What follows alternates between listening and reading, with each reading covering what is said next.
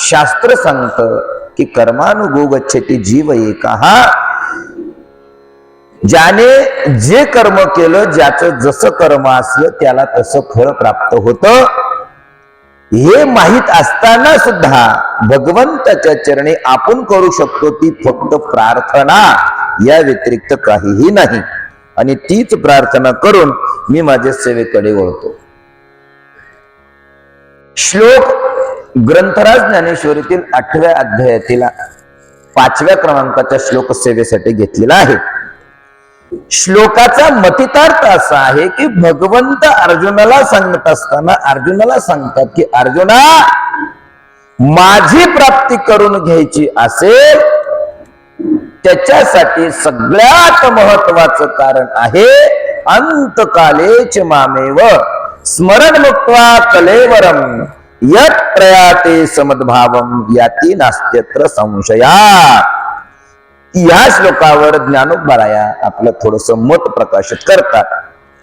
ज्ञानोबराय म्हणतात, जे तुम्हाला आतापर्यंत सांगत आलो, जे आताची सांगितले होते, या मागील विषय जो तुम्हाला कथित केला होता, आगा आदियज्ञ म्हणितला जयाते, ते आधीची तया माते जानोनी अंते. आम्ही आयुष्य जतन करत असताना आमच्या आयुष्यामध्ये आमच्या जीवनावर जे संस्कार होतात ते संस्कार आम्हाला अंतकाळामध्ये प्राप्त होत असतात.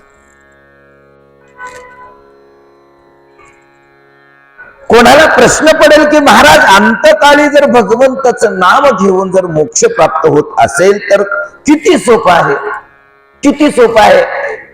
मरण्याच्या अगोदर 2 मिनिटं भगवंताचं नामस्मरण करायचं आणि प्राणत्याग करायचा, मोक्ष प्रदान होईल असं जर वाटत असेल तर ते चुकीचं आहे. का? याचं कारण असं आहे दादांनो, अंतकाळामध्ये भगवंताचं नाम येण्यासाठी सोपी गंमत नाही, त्याच्यासाठी फार आयुष्याची कसोटी करावी लागते, तपश्चर्या लागते, साधना लागते. कोणतीही गोष्ट साधनेशिवाय प्राप्त होत नाही. आणि तुकोबराया तरी ठिकाणी इतकं गोड चिंतन मांडतात की अंतकाळामध्ये जर भगवंताचं नाव तुमच्या मुखामध्ये आलं तर तुमच्या सुखाला पारावार नाही. अंतकाळी ज्याच्या नाम आले मुखा, तुका मने सुखा पार नाही. किती सुख, किती सुख, ज्याला पार नाही असं असणारं सुख आम्हाला प्राप्त होतं. पण केव्हा? अंतकाळी भगवंताचं नाम आलं तर. का हो? प्रश्न असा उपस्थित होतो की अंतकाळामध्ये भगवंताचं नाम मुखामध्ये येण्यासाठी काय केलं पाहिजे? ऐका,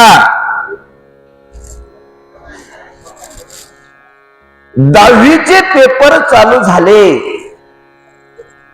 10वीच्या वर्गामध्ये जो विद्यार्थी आहे त्या विद्यार्थ्याने वर्षभर अभ्यास केला आणि तो अभ्यास 10वीच्या पेपरच्या दिवशी गुरुजींनी प्रश्नपत्रिका दिल्या, प्रश्नपत्रिका हातात पडल्या आणि यानं जो अभ्यास केला होता तो सगळा अभ्यास पुसून गेला. किंबहुना त्याला तो अभ्यास आठवलाच नाही. मला सांगा, पेपर सुटेल का हुकेल? पेपर सुटेल का हुकेल? हुकेल, सुटणार नाही. आम्हाला पेपर सोडवायचा असेल तर वर्षभर केलेला अभ्यासाचं रिव्हिजन हे सतत सतत सतत सतत करावं लागेल. म्हणून माझे जगद्गुरु तुकोबाराय म्हणतात, क्षणोक्षणी हाची करावा विचार, करावया पार भव सिंधू. क्षणाक्षणाला सांगितलंय, दिवसा दिवसाला नाही, क्षण क्षणाला सांगितलं. एका क्षणाचा विचार, एका क्षणाला विचार करायचा आहे आम्हाला. हा भवसिंधू आम्ही कोणत्या प्रकारे तरुण जाऊ, या भवसिंधूतून आम्ही कशा प्रकारे बाहेर पडू, हा विचार क्षणोक्षणाला करत असताना या क्षणोक्षणाच्या विचारामध्ये एकच विचार महत्वाचा आहे, तो म्हणजे फक्त अंतकालेच मामेव स्मरण मुक्त्वा कलेवरम. अंतकाळामध्ये भगवंताचं नाम आमच्या मुखामध्ये आलं पाहिजे. दादांनो, का? भगवंताचं नाम जोपर्यंत मुखात येत नाही तोपर्यंत आमच्या कर्मबंधनातून आम्ही मुक्त होऊ शकत नाही. एकच भगवंताचं नाम असं आहे की जे अनेक दुष्ट कर्मांना जाळून आम्हाला योग्य कर्म प्राप्त करून भगवंताच्या चरणापर्यंत प्रदान करण्याचं कार्य फक्त नामस्मरण करतं. आणि ते नामस्मरण भगवंताचंच, अन्य कोणाचंही नाही. ऐका, आईच्या उदरातून बाहेर आल्यानंतर या कलियुगाची आम्हावर झालेली झडप आणि त्या झडपेमध्ये आम्ही मायेच्या गर्तेत सापडतो. भगवंताने सांगितलं, जीवा माझी माया इतकी अवघड आहे. मम माया दुरतया, भगवंत गीतेमध्ये सांगतात. अर्जुना, मम माया दुरतया, माझी माया अतिशय दुर्धर आहे, अतिशय कठीण आहे, ती चांगल्या चांगल्याला सुटलेली नाही. मग तू कोण आहेस? ऐका, माया माया माया म्हणजे काय? मायेचं कार्य काय असतं? मायेचं कार्य फक्त एकच आहे, ते लपवणे आणि जे नाही ते भासवणे.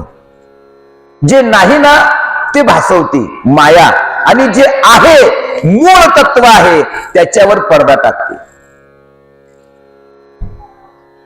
आता आपण सर्वजण या ठिकाणी बसलेलो आहोत, बरोबर आहे? हे मंदिर आपल्या पाठीमागं आहे. मंदिराची तुम्हाला भिंत दिसते, पण भिंतीच्या पाठीमागं काय आहे हे आपण बघू शकत नाही. बघू शकतो का? नाही बघू शकत. का? पाठीमागं ज्या अर्थी आम्ही बघू शकत नाही याचा अर्थ नाहीच का? असं नाही. मंदिराच्या पाठीमागेही काहीतरी आहे, पण ते बघू शकत नाही. का? भिंत इथं उपस्थित आहे म्हणून. मायेचं कार्यच हे आहे की आहे ते झाकायचं आणि जे नाही ते भासवायचं. ऐका, संसारात सुख आहे का? संसारात सुख आहे का? मग सुख नाही तर आम्ही संसार का करतो याचं उत्तर आपण प्रत्येकाने शोधून बघा. आम्ही संसारात सुख नाही असं जर मान्य करत असेल तर आम्ही रात्रंदिवस आम्ही संसारच करतो का परमार्थ करतो, हे ज्याने त्याने आपापल्या परीने विचार करायचा. आम्ही जर संसारच करतो आणि संसारात सुख नाही, मग आम्ही संसार का करतो? ऐका, याचं कारण तुम्हाला ज्ञानोबरायांच्या भाषेतूनच देतो. ज्ञानोबराय म्हणतात, या साथे आलिया ओळगा शारंग धरू, नाही तरी संसारू जाईल लया. हा संसारू लयाला जाऊ द्यायचा नसेल तर भगवंताची ओळख करून घेणं गरजेची आहे. का ओळख करून घ्यायची? त्याचं महत्वाचं कारण सांगून जाईल. जोपर्यंत ओळख होत नाही तोपर्यंत नामस्मरणाचा अधिकार आम्हाला प्राप्त होत नाही. एका आई कमी बोला, आई कमी बोला, मी बोलतोय. आई मी बोलतोय, कमी बोला. मी बोलतोय ना, कमी बोला, हळू बोला. काय विषय चालू होता आपला? ओळख होत नाही तोपर्यंत नामस्मरणाचा अधिकार आपल्याला प्राप्त होत नाही. त्यासाठी भगवंताची ओळख होणं गरजेचे आहे. नाही तरी संसारू जाईल लया. मी तुम्हाला दृष्टांत सांगेल. एका स्त्रीचा एका पुरुषाशी विवाह झाला. ऐका, विवाह संबंध पार पडला. त्या विवाह मंडपामध्ये मैत्रिणीने सांगितलं, अगं नाव घे ना. काय सांगितलं? नाव घे. आता नाव घ्यायचं म्हणजे पहिली त्याची ओळख होणं गरजेची आहे. का बिन ओळखीचं नाव घेऊ शकतो कोणी? मला सांगा. ज्याची ओळखच नाही त्याचं नाव तुम्ही घ्याल का? सर्वांना माझी एक विनंती आहे, मी जो विषय तुम्हाला सांगेल त्या विषयाला मी तुम्हाला पुरावा देईन. तुमची जर कोणाशी ओळख नसेल तुम्ही नाव घ्याल का? तुमची माझी ओळख नाहीये, तुम्ही माझं नाव घ्याल का? नाही घेणार. तुम्ही माझं नाव कधी घ्याल? ज्या वेळेस तुमची माझी ओळख होईल, तुम्ही आपण एकमेकाला ओळखू, त्यावेळेस तुम्ही माझं नाव घेऊन मला हाक माराल. त्यावेळेस तुम्हाला माझं नाव घेण्याचा अधिकार असेल की या व्यक्तीला आम्ही ओळखतो. भगवंताची ओळखच आम्हाला झाली नाही तर भगवंताचं नाम आम्हाला घेण्याचा अधिकार नाही. आणि जर अनाधिकारी व्यक्तींनी भगवंताचं नाव घेतलं तर त्या नावाचं महत्व आम्हाला कळणार नाही. ऐका ना, कष्टाने मिळवलेले 10 रुपये आम्हाला खर्च करत असताना त्याचं मोल कळतं, पण बिगर कष्टाचे मिळाले 1,00,000 रुपये आम्हाला त्याचं मोल कळत नाही. आम्ही भराभर फक्त खर्च करत राहतो. दादांनो, आयुष्य आम्हाला प्राप्त झालं, हे आयुष्य साधारण प्राप्त झालेलं नाहीये. हे एका जन्माने आम्हाला प्राप्त झालेलं नाही. माझे नामदेवराया सांगतात, ऐका, 184 योन्यांमध्ये आम्ही फिरलो तेव्हा कुठे आम्हाला हा नरदेह दादा प्राप्त झाला. हा नरदेह प्राप्त करण्यासाठी याच्या पाठीमागचं उद्दिष्ट वेगळं आहे.